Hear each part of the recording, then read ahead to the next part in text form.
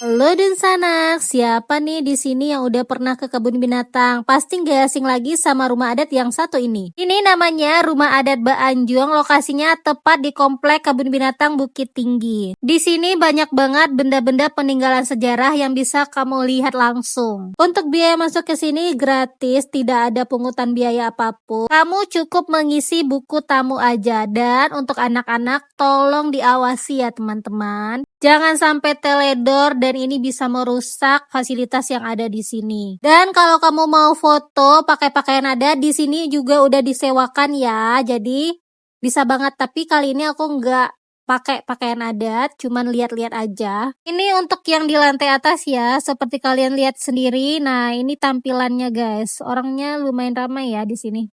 Kita lanjut ke lantai bawah. Di sini ada hewan yang diawetkan, ada kambing, sapi, dan masih banyak hewan lainnya. Di sini juga ada alat timbangan, alat takar zaman dahulu nih. Kalian bisa lihat sendiri ya, dan masih banyak lagi yang lainnya yang bisa kalian lihat.